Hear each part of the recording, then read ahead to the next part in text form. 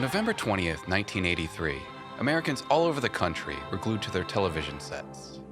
Before the movie begins, we would like to caution parents about the graphic depiction of nuclear explosions and their devastating effects. They were watching a made-for-TV movie called The Day After, about the outbreak of nuclear war on U.S. soil.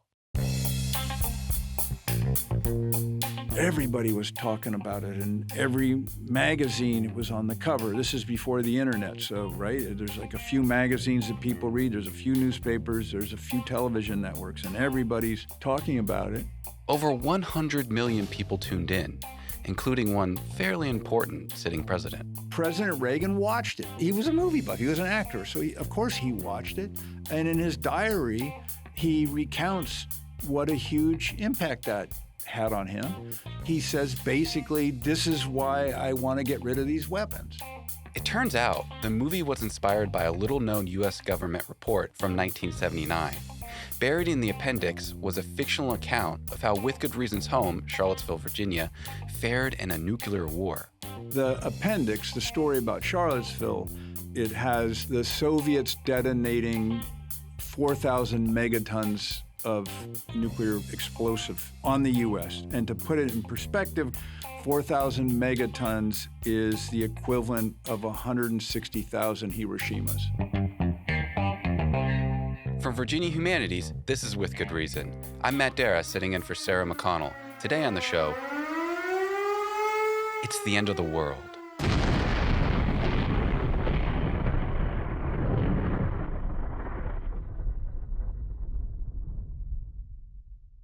The year was 1979. The U.S. was recently defeated in Vietnam, Russia was ramping up its nuclear capabilities, and Cold War tensions were beginning to fray. The feeling was the Soviet Union was ascendant, it was rising, it was building all this military power. This is George Perkovich. He's the vice president for studies at Carnegie Endowment for International Peace and one of the world's leading experts in nuclear policy.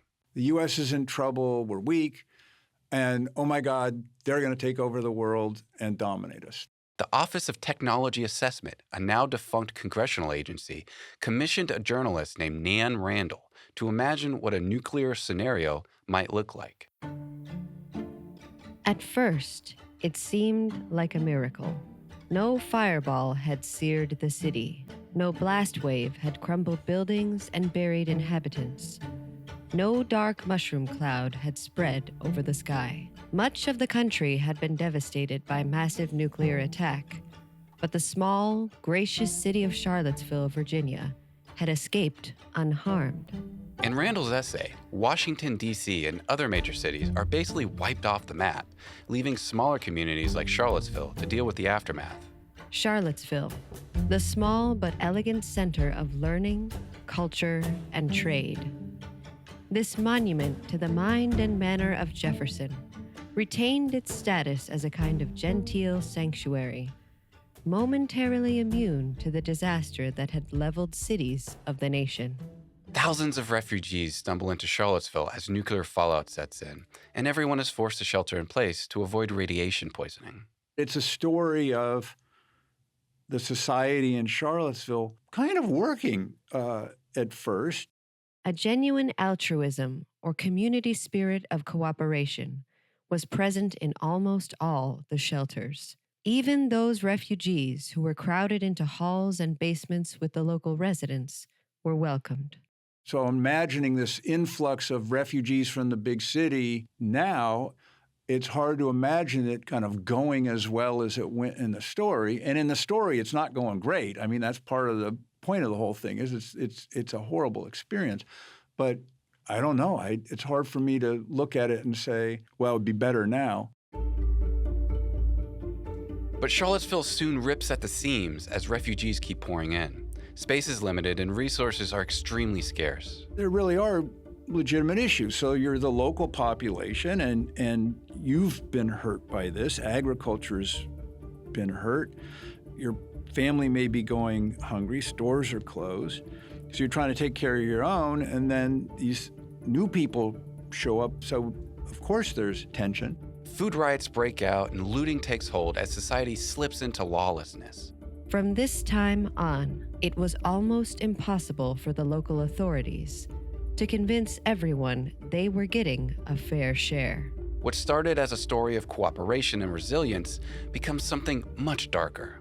Blacks distrusted whites, the poor distrusted the rich, and everyone distrusted the refugees as outsiders. Thousands of people died during Charlottesville's first winter after the nuclear attack. But a conference of experts is convened to start planning the recovery process. And the conference ends with a nod to what the future might hold for society in America. We will have survived biologically, but our way of life is going to be unrecognizable. In several generations, the United States is going to resemble a late medieval society. We're now 45 years removed from Nan Randall's essay, and the Cold War is firmly in the past. But things are feeling unstable again after Russia's recent invasion of Ukraine. People who work in this field on nuclear weapons and international security, yes, feel that the risk of a nuclear war happening is higher than it's been any time since the Cuban Missile Crisis in 1962.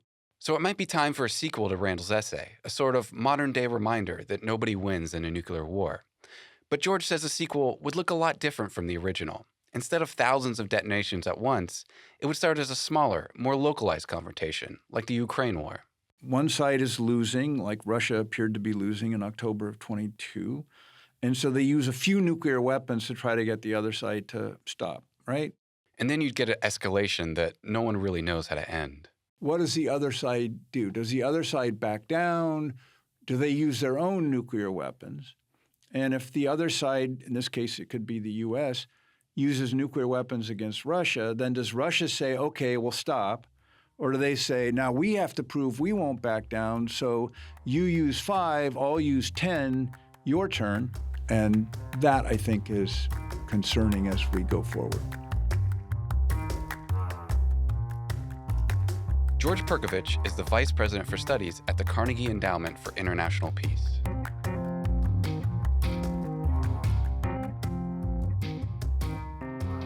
Remember when fears of the Y2K computer bug sent everyone into a frenzy at the turn of the year 2000? On World News Tonight this Thursday, counting the hours to the next millennium. Fears of the Y2K bug are keeping many people grounded, and most say survivalists stockpiled food, and everyone waited to see what would shut down when the clock struck midnight in the new millennium. Many flights have been canceled here tonight. Well, my next guest says a similar apocalyptic panic took place at the end of the first millennia. Matthew Gabriele is a professor of medieval studies at Virginia Tech and the author of Between Prophecy and Apocalypse, The Burden of Sacred Time in the Making of History in Early Medieval Europe. He studies how early Christians thought about the end of the world. You know, within the Gospel of Matthew, for example, there's kind of contradictory information in which Jesus says to the disciples that the end is coming within your lifetime, expect it soon. But then later on in that same book, he says, you know not the day nor the hour. And so I think that one of the things that led to for early Christian communities that carried through, certainly into the Middle Ages, is to always be on the lookout. To be on the lookout for signs, for specific events that will happen.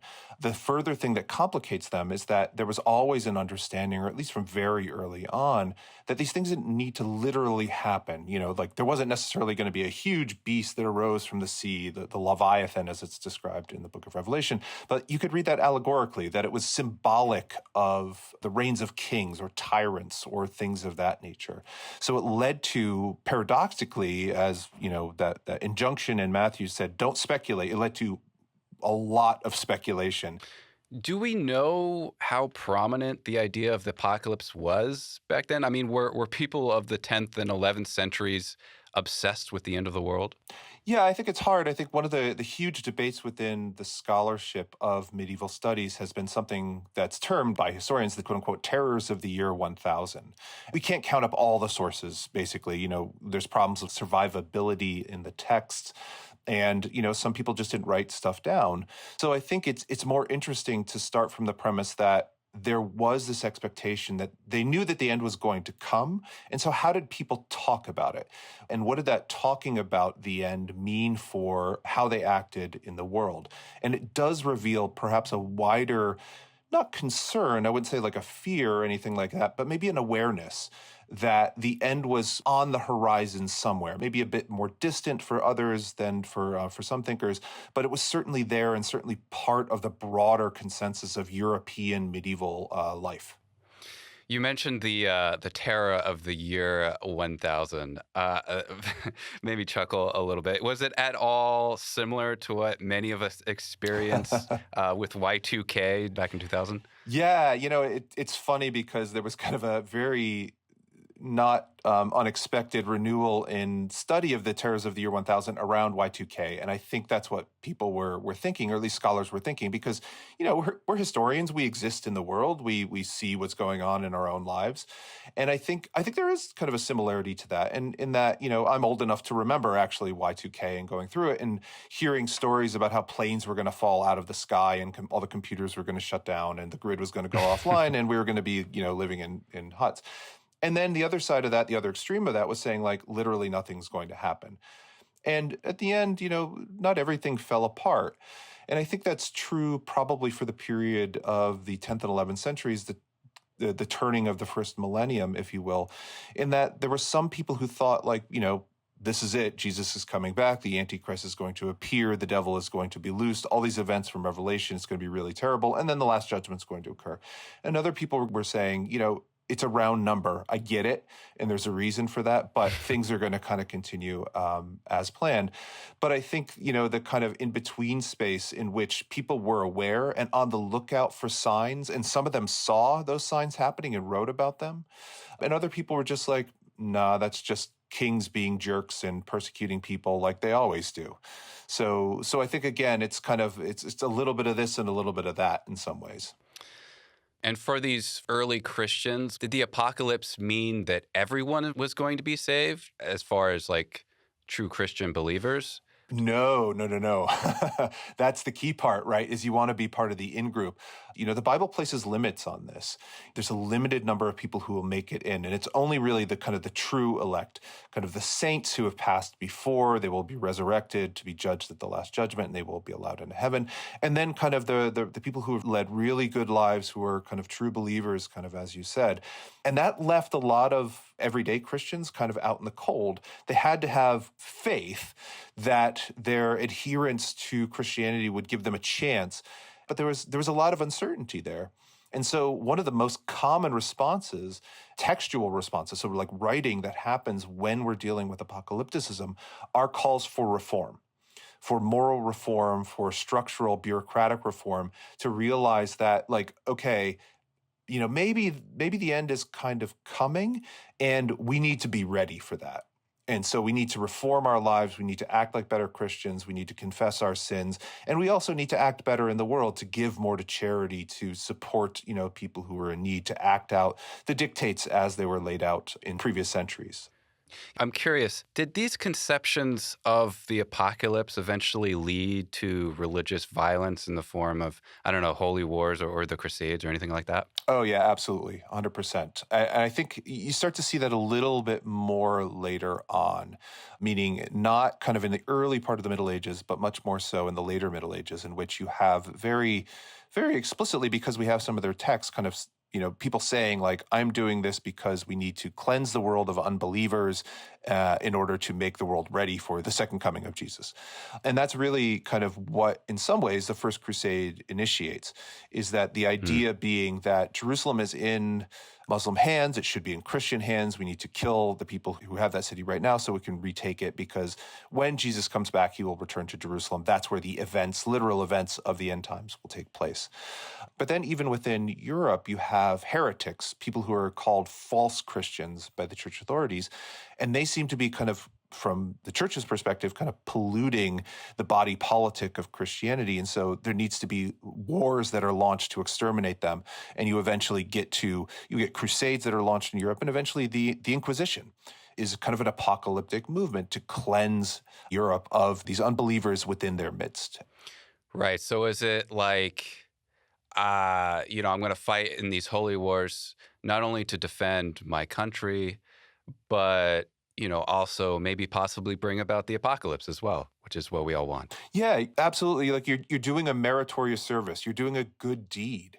There's a very famous article by a scholar by the name of Jonathan Riley Smith from the late 80s, which was titled Crusading as an Act of Love, which is this weird kind of paradox. But his point was simply is that if you look at crusade sources written by crusaders and about the crusades, they pull passages from the New Testament, passages about loving your neighbor, and killing your enemy is an act of love towards your neighbor. And that's the way they were kind of thinking about it, in that, you're not only kind of shaping the world, making it ready by retaking Jerusalem, but by killing a Muslim, you're protecting Christianity, you're protecting your neighbor. And so that's how it's conceptualized as an act of love. That's one of the really interesting things about this period is they were similar to us in a lot of ways, the people in the European Middle Ages, but they thought very differently, and we need to figure out why they thought that way and how these ideas about love could be turned into violence so very easily for them. Themes of the apocalypse are still a factor in today's pop culture. Many centuries later. Oh, yeah. It's an entire genre of movies and books and all that kind of stuff. What do you think accounts for its staying power? I think part of it is we tend to think of apocalypticism in the modern world, especially kind of in the modern U.S. We tend to think of it with despair, like we don't want the end to come. And so if you think of kind of movies that are about, quote unquote, the apocalypse, it's about some great disaster, like a comet is hitting Earth or there's a great plague or something like that. But I think for most Christians, certainly medieval Christians, the apocalypse was about hope. Like it was about the world after, in which if I'm suffering here on earth, if somebody's persecuting me, if I'm dealing with hunger or starvation or something like that, the thing that happens with the apocalypse, the thing that it's really about is that last judgment, so that you get to spend, if you're one of the saved, you get to spend an eternity in heaven. Like no want, no hunger, no famine, no need, like no desires. Your enemies are punished. You have everything that you need. And I think that that's part of what still underlies our fascination with that period is not the apocalypse itself, but what's going to come after that. That thinking about, like, what is the world going to look like either here on earth after that great disaster, or if, in a religious sense, or at least in a kind of medieval Christian sense, after the Last Judgment occurs and we spend that eternity in heaven. Matthew Gabriele is a professor of medieval studies at Virginia Tech. He's the author of Between Prophecy and Apocalypse, The Burden of Sacred Time in the Making of History in Early Medieval Europe. The Earth gets hit by meteorites and other space rocks on a daily basis. Most of them are small enough to burn up in the atmosphere, but it's only a matter of time before a much bigger asteroid or comet comes hurtling toward our planet. Matt Pryal is an astronomy professor at the University of Virginia. He watched live as NASA successfully completed the DART mission back in 2022. DART stands for Double Asteroid Redirection Test. He says it was a massive undertaking that may help save humanity in the distant future. Sure, yeah. So the goal of the DART mission was part of just an overarching plan by NASA to try to figure out ways to protect the Earth in case there was any sort of existential threat for an impactor, an asteroid, or a comet.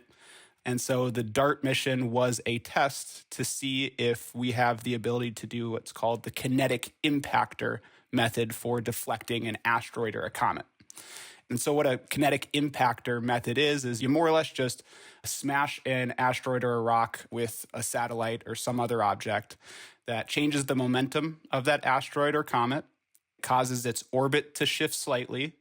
And if you shift the orbit ever so slightly, that can cause that impactor to miss the Earth. I feel like I'm getting major flashbacks to the movie Armageddon when, Bruce Willis saves Earth from an incoming asteroid. This might be a stupid question, but is the plot of that movie at all similar to what DART was trying to do? So in terms of the general idea of Armageddon, where Bruce Willis does place a nuke inside of a comet heading towards the Earth, the general idea is to deflect that impactor away from the Earth, and they do so by causing it to explode and miss the Earth in two different directions, which, looks awesome, not necessarily as realistic as you might otherwise suspect. But the DART mission and the kinetic impactor method is one of a handful of methods that NASA is trying to learn about for ways of defending the Earth from these space rocks. And a sort of last-ditch effort would be to basically just launch a nuke at a rock. if you launched a nuke at an asteroid, one, it probably wouldn't even break up the asteroid, because while nukes are very energetic, the energy to destroy a giant space rock is probably a lot more than a nuke even has. And then two, if you were to explode it, that would just create a lot of rocks still heading in the same direction towards the Earth, and you might have issues with that. You actually watched the DART mission live, right? So I was watching it just like everybody else was through the live stream. Could you see the moment the object kind of made impact on the asteroid? The DART spacecraft itself had a little camera on it, and so they were doing feeds back to the live stream a couple of times every second, I would say, was where they were updating the pictures. And yeah, you can absolutely see it over the course of a couple hours getting closer and closer to the double asteroid system until eventually it got so close, right, in the last couple of moments that you were able to see the individual rocks on the asteroid itself, which is just, it's something that's incredible to see. It's something that humans take for granted a lot. These really high resolution images we have of solar system objects. The only way you get those images is to actually travel to those objects. And so personally, I thought that was one of the coolest things about the DART mission, is that you can see the individual rocks right before the spacecraft itself crashed into the moonlet. So why would a wayward asteroid come barreling toward Earth in the first place? How could that happen in real life? Sure. So even though there's a lot of emptiness in space, it's called space, it's not called stuff, right? So even though there's a lot of emptiness in space, the way that the solar system formed, basically what happened is, billions of years ago, gravity was pulling material into denser and denser objects. The largest of the rocks accreted more tiny rocks, making them bigger and bigger, and eventually they'd become the planets. But there's still a lot of leftover material in the solar system. For example, there's millions of asteroids in the asteroid belt between Mars and Jupiter. And there's many asteroids even between the sun and the Earth and going beyond the asteroid belt as well. And so the fact of the matter is that there are just many of these space rocks out there. All it takes is a gravitational nudge in one direction, a change of momentum, maybe from a collision or maybe from the gravitational influence of Jupiter or something like that, that can change the direction that these rocks are moving. And if they just so happen to overlap with the Earth's orbit, and they overlap with the Earth's orbit for millions of years, it's possible that the Earth might be in the same location as that object at some moment in time. Right. Well, how often does the Earth get struck by asteroids or comets? So the rate that asteroids or comets or any type of space rock hits the Earth, it depends on the size of the rock itself. So there's a lot more small rocks out there than there are large rocks. And what I mean by small rocks even tinier than the size of a pebble. So for example, when you see a shooting star in the sky, what that is that's a little tiny space rock that's burning up in the Earth's atmosphere. And that's through the process of something called planetary accretion. And the Earth will accrete a lot of these tiny rocks, many of them every single day. Wow. Right? And so the ones that could cause like mass destructions, like mass extinctions, we'll say, those are like 10 kilometers or so in size, about the size of a city or about the size of Charlottesville. Those ones happen on the order of like every 100 million years or so. But the smaller rocks that can still cause pretty significant destruction, let's say about a kilometer in size, or maybe like 100 meters or so in size, those could potentially damage cities. They can create tsunamis. They can create airburst explosions that can cause damage in cities as well. Those things can happen, every tens of thousands of years. So it's something that's very possible that it can happen in our lifetime. A mass extinction event, probably not as likely, but a relatively large rock, that is probably something that might happen in the next couple 100,000 years or so. All right. So aside from, asteroids or comets, what are some other existential threats that could endanger our planet from space? Sure. So some of the other types of maybe more apocalyptic events that might happen in our lifetime that could cause some issues on the Earth, something called a coronal mass ejection, or a giant solar flare that comes from the sun. And so basically the sun is this giant ball of plasma that has a lot of changing magnetic and electric fields, a lot of energy associated with it. And sometimes that changing electric and magnetic field can cause things called coronal mass ejections or solar flares that throws some of that energy away from the sun. And if this energy is directed towards the Earth, it can impact the Earth. It can potentially damage the magnetic field of the Earth, the atmosphere of the Earth. that could result in some mass devastation for the creatures that rely a lot on the electrical power grid that otherwise would get destroyed by a coronal mass ejection. But if something happened like that tomorrow, it might cause some issues. But it's not insta-death for everyone on the planet if it does happen. Not insta-death. No, thankfully or not thankfully, not insta-death, right? Yeah, so it's the secondary effects that are the issue. So other things that could cause issues that very likely result in insta-death, depending on how close those objects were to the Earth, is something called a supernova explosion, or another thing that's kind of like it, something called a gamma ray burst. And so what a supernova is that a very massive star, once it has run out of its fuel to support itself with fusion, what happens is that gravity causes that star to collapse inwards. And as that star collapses inwards, at the center, it's going to form a very dense object called a neutron star that basically acts like an impenetrable wall, giant brick wall that all the material that's falling inwards smacks into and then rebounds outwards away from the star with incredible energies and incredible speeds. And so for the planets that might be in the solar system of that star, those planets would get destroyed by that energy. And in fact, it's very likely that the energy associated with this would destroy solar systems within, maybe about 50 to 100 or so light years away from that star itself. And so if a supernova were to go off somewhere close to the Earth, which is something that happens, at the very least in a galaxy, it's something that happens every 10 million years or so, is maybe the estimate that I would be able to give. That could potentially cause destruction of the Earth's atmosphere, and also the energy itself could potentially destroy life on the Earth itself. Does any of this stuff keep you up at night as an astronomer? Not really. It's one of the things that when I was a lot younger and I would think about the sort of immensity of the universe and the immensity of time that the universe has been around for, and then also couple that with the fact that I was never going to be able to travel and explore any of these things that I'm learning about because they're millions or billions of light years away from us.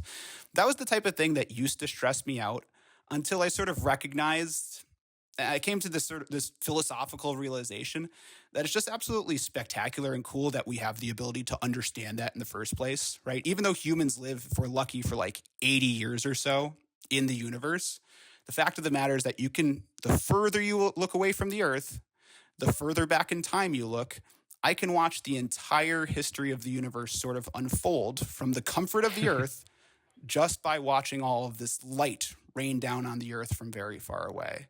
And so rather than becoming sort of stressed out by that, I find it a bit lucky that I have the ability to understand it in the first place.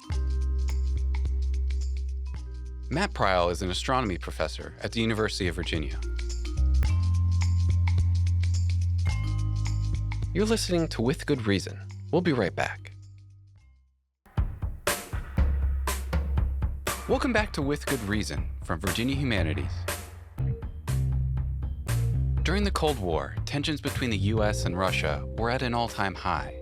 The two powers vied for nuclear supremacy, and the fate of the world hung in the balance. A kind of existential fear seeped into many aspects of society, including the silver screen. Todd Sexter is a professor of politics and public policy at the University of Virginia. He charts the shifting anxieties over nuclear war reflected in movies from the 1960s to the 1980s. Todd, I heard the house you grew up in had a bomb shelter. Obviously, you never had to use it, but what was that like? After the Cuban Missile Crisis in 1962, you found that a lot of homes in the United States started to have bomb shelters or some kind of room that would be a preparatory room for a possible nuclear conflict, which just reflected the ways in which nuclear war had become real and concrete for the average American. And that's what it was for our family, was a reminder that in the nuclear age, military conflict is relevant not just to soldiers at the front, but to everybody. But what was it like? Was it kind of like this damp, dark space in your basement? That's exactly what it was. No windows, lots of cinder blocks, reinforced concrete, and no lights. Now, we used the bomb shelter for storage and kept toys in there, and thankfully never had to use it. But it was a reminder that world events can have a very real and immediate impact on everyday families. So when did Hollywood first start making movies about nuclear war? In the mid-1960s, just a couple of years after the Cuban Missile Crisis, there were two key movies that were released both in 1964. One is fairly well-known, called Dr. Strangelove, a Stanley Kubrick film. And the second one is less well-known, called Failsafe. And both had superstar Hollywood actors, and both depicted possible pathways to a nuclear conflict. And importantly, both of those pathways were inadvertent. On the one hand, the recognition that ultimately humans are in control of nuclear weapons, but humans are fallible. And if the wrong person gets his hands on a nuclear weapon, there could be catastrophic consequences for everybody. On the other hand, there's anxiety that the military was relying more and more on advanced technology to manage and control nuclear weapons.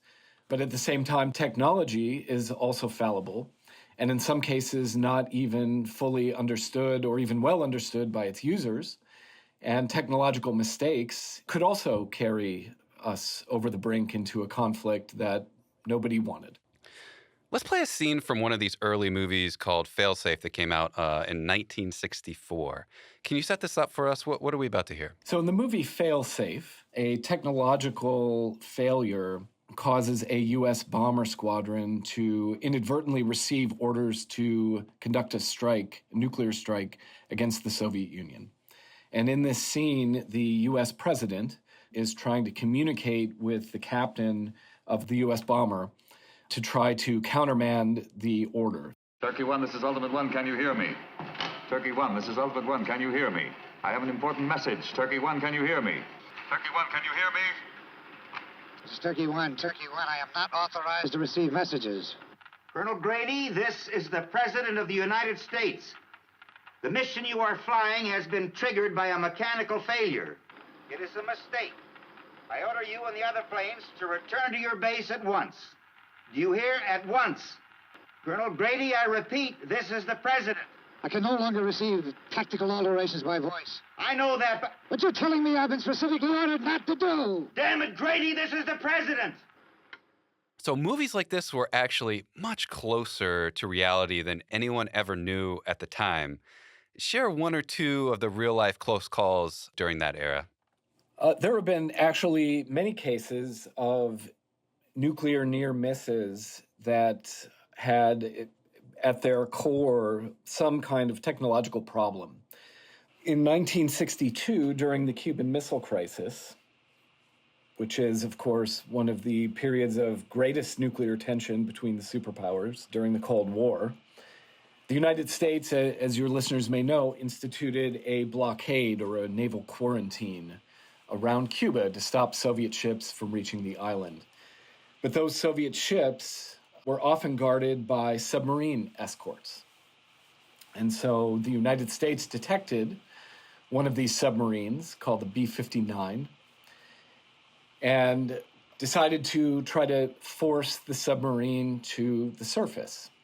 And so the U.S. naval vessel, the destroyer that was in charge of this, dropped explosive depth charges around the sub. Now, these depth charges were actually non-lethal, so-called practice rounds that were intended effectively as warning shots, as a message to the submarine to try to force it to the surface. But the captain of the Soviet submarine had no way of knowing this. In fact, he assumed that his submarine was under attack and that World War III had broken out up on the surface. Oh, no. What the United States did not know was that the submarine was actually carrying nuclear weapons. And the captain of the Soviet submarine decided to order that those torpedoes be prepared to be fired against a nearby aircraft carrier. But one reason we don't talk today about the Great Nuclear War of 1962 was because the captain's chief of staff disagreed and believed that they were not under attack and prevented the captain from launching the torpedoes. So in this case, not a technological failure, but a human error. So by the time the 1980s rolled around, movies about nuclear war were a bit different than the ones in the 60s. They were more about the consequences of nuclear war, right? That's right. A couple of movies in the early, mid-1980s really drive home the difference between movies about nuclear apocalypse in the 1960s, Doctor Strangelove and Failsafe and so forth. One movie was called The Day After. This was a made-for-TV movie that was shown in November 1983 and depicted the aftermath of a nuclear attack on Kansas City. And a second movie was a year later, a BBC movie called Threads, which again is about the breakdown of society that occurred after a nuclear war in the United Kingdom. And neither of these movies really dwell very much on the pathway to nuclear conflict. These are much more about the consequences for society, the breakdown of social order, law and order, and how life really is never the same for the survivors after a nuclear conflict. So I'm going to play a clip from The Day After. It's of the main character, who's a doctor, administering care to a pregnant woman at his hospital as society sort of frantically dealing with nuclear fallout. If you were in utero and you had any choice about the matter, would you be dying to be born into a world like this? Do you think your baby's deciding whether or not to be born? Do you think I'm holding back by force of will, Dr. Oakes? Bad toilet training. No, I think you've got to be willing to let your baby come whether you like it or not. You're holding back hope. Hope for what? What do you think's gonna happen out there? You think we're gonna sweep up the dead and fill in a couple of holes and build some supermarkets? You think all those people left alive out there are gonna say, oh, I'm sorry, it wasn't my fault. Let's kiss and make up. We knew the score. We knew all about bombs. We knew all about fallout.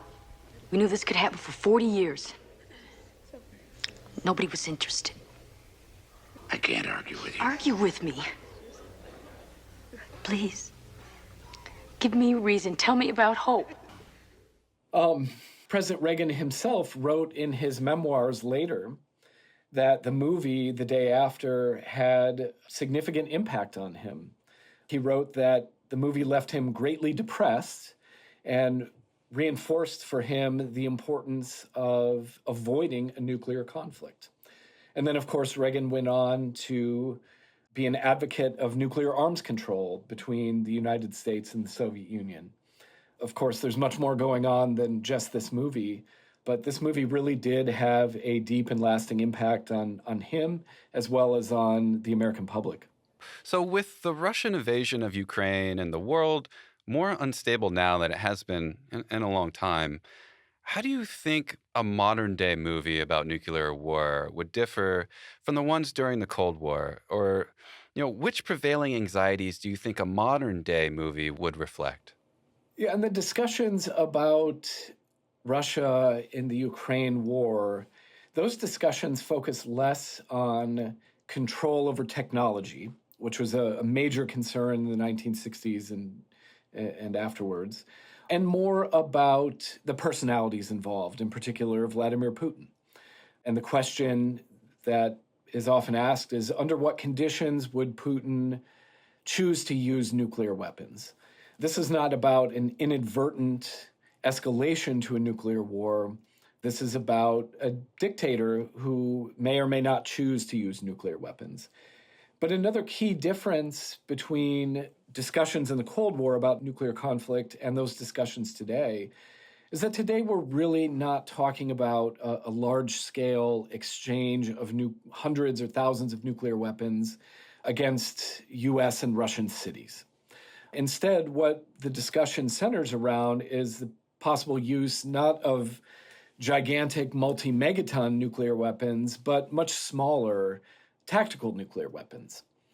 And nuclear weapons actually can get quite small, at least comparatively. We often measure the explosive yield of nuclear weapons in megatons or millions of tons of TNT equivalent.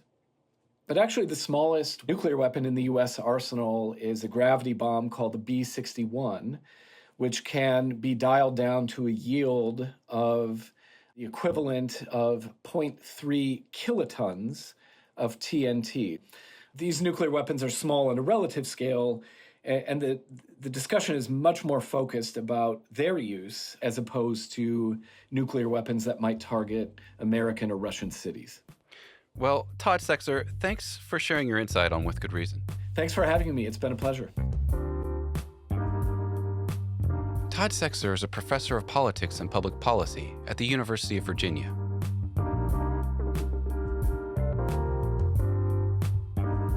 Heat waves, flooding, drought, and other extreme weather have become the norm. It sometimes feels like we're in the throes of a climate apocalypse. But my next guest says we should avoid using that word, apocalypse, when we talk about the climate crisis. Frances Flannery is a professor of religion at James Madison University. She's the author of Why We Must Stop Saying Climate Apocalypse: Symbols, Religious Social Memory, and Effective Climate Action. It is stunning to most people to hear, but we really do have about 6 years to change the way we're living, to bring carbon emissions and other greenhouse gas emissions down to about half of what they are right now, and then only about 25 years or so by mid-century to bring them down to net zero. And if we don't do this, we risk exposing over half of the globe to terrible impacts from climate change. There will be no society that is untouched by the impacts of climate change, period. It's just a matter of which pathway we're going to choose and how bad it's going to be. Right. I mean, you say 25 years, that's stunning. That's so close to now. That's frightening. I think when people think about migration today, there's so much political partisanship and fighting over immigration, but we're expecting the number of migrants to increase by tenfold. So we're talking about 1 billion or 1.2 billion climate migrants by then. And frankly, it's going to remake every society and infrastructure, and no society is prepared to handle this. So when did you first start noticing the phrase climate apocalypse in the public discourse? And where do you see the phrase being used the most? It was about 5 years ago, I think, that there was a New York Times article by Jonathan Franzen, and that had a stunning graphic of a whole forest on fire and a mother pushing her child on a rope swing. And it said something about climate apocalypse. And that's when I really started to tune in. And I don't know whether it had to do with COVID or not, but around that time, I started seeing combinations of climate apocalypse or ecological apocalypse or environmental apocalypse all over the place. Not just the New York Times, but the Boston Globe, or I even saw something in the Atlantic called a honey apocalypse, which was related to climate change.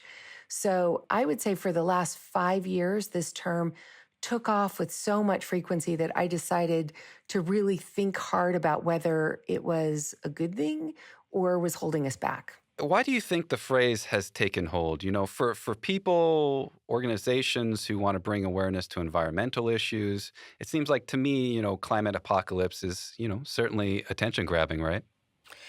It is. And I think that's why a variety of scholars and journalists and even climate activists have resorted to using it. They want to stress that the scope of climate change is global, that this is possibly civilization ending, right?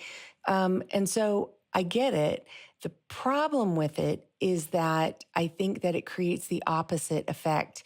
It makes people passive, and they don't translate that phrase into climate action. Tell me a little bit more about that. Why does it make people, or how does it make people passive? Well, I mean, one thing is we have to think through when we say apocalypse and we put ourselves in that mindset, what else is being brought up with that phrase? And so the basic logic of apocalypticism is that the world is controlled by some sort of evil, and the righteous are suffering and the wicked will flourish for now. But someday there's some sort of transcendent being or divine agent who's going to come and rescue the righteous and set everything right the way that it should be. And when those associations are brought up for us with the phrase climate apocalypse, it can be very dangerous. First, it makes us want to wait on some savior figure.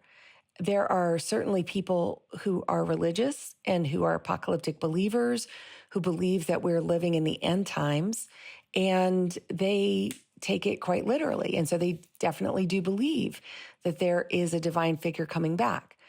Well, if you believe that the end of the world is coming very, very soon, you're going to be less likely to make really big sacrifices and changes in infrastructure to prepare for the next generation, right?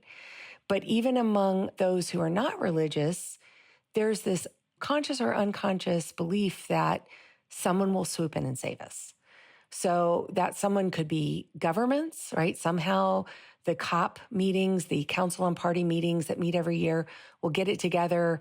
They will make climate pledges that just steer us away from catastrophe, or we'll have some magical inventor figure who comes in, swoops in, figures out how to get rid of it all in the sky, and boom, we're all saved. The danger of that is that we're not recognizing our role in creating it. So we absolve ourselves of responsibility. And as scholars, as journalists, politicians, climate activists, we need to start moving away from climate apocalypse as this fearsome, world-ending motif unless we want to create a climate apocalypse. So tell me, what are some, more constructive, I guess, ways to express the climate crisis without invoking the apocalypse? Well, when Greta Thunberg says we need to act like the house is on fire, the more that you think about that, the more it teaches you about our situation. So we have to act like the house is on fire. We want to get out of the house. But then you immediately say, wait a minute, this is our only planet, right? Unless you're trying to get to Mars, right? So if it is our only planet, then we've got to do something to, not make the fire worse. We're not going to throw more fuel on the fire. We have to do something to dampen it. We have to stay away from the fire. And we realize that we all share the house. And so we start to understand everybody's involved here. This is our only home. We have to at least start by not putting more fuel and adding it to the flames, right? We don't create more greenhouse gases. So that's just one example, but we need to come up with more elaborating symbols like that are good to think with, rather than scary symbols that just stop us in our tracks and don't teach us what's happening. There have been lots of talk recently about how young people are struggling with climate anxiety. How can we discuss the urgency of the climate crisis while also leaving some room for, hope as well? Oh, I am so glad that you asked me this, because I think hope is key. If you already feel like you're living in the age where you're the last generation who's going to see 1 million species that are going to go extinct, why would you have hope if we're using motifs such as climate apocalypse? I've spoken to groups in which young people have come to me afterwards and said, thank you for speaking about hope and what we can do, because I've spent the last month crying at least once a day over climate change. What I think that we need to do is to recognize that if we're going to hold governments accountable, there needs to be some sort of global coalition of diverse organizations, but people who may not agree on everything, but they agree that we need to have equity and that we're all in this together. And this is kind of what you're trying to do with your environmental nonprofit, BioEarth. Tell me a little bit more about that. Oh, thank you for asking me about this. BioEarth is the efforts of a wonderful international leadership team of about 12 people and a whole bunch of other projects all around the world. And we spent the first couple years during COVID just really meditating on and thinking about and dialoguing and researching on what the most effective lever could be because of this rapidly shrinking window of time that we have to do anything about climate change. And so we feel at BioEarth that that lever, that effective lever, is a worldwide global coalition of diverse organizations who don't necessarily agree with everybody on everything, but they're united in the goal of sustainable peace. And we define sustainable peace as including the physical, the material, the psychological, and then the cultural or religious and ecological well-being of all peoples, because we're all in this large ecosystem of the earth together.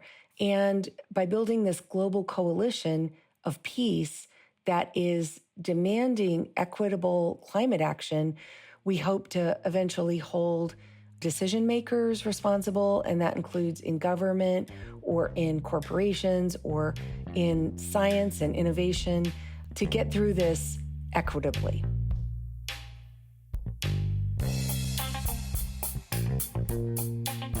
Frances Flannery is a professor of religion at James Madison University and the author of Why We Must Stop Saying Climate Apocalypse: Symbols, Religious Social Memory, and Effective Climate Action. More information on BioEarth is at bioearthcommunity.org. With Good Reason is produced by Virginia Humanities, which acknowledges the Monacan Nation, the original people of the land and waters of our home in Charlottesville, Virginia. Our host and executive producer is Sarah McConnell.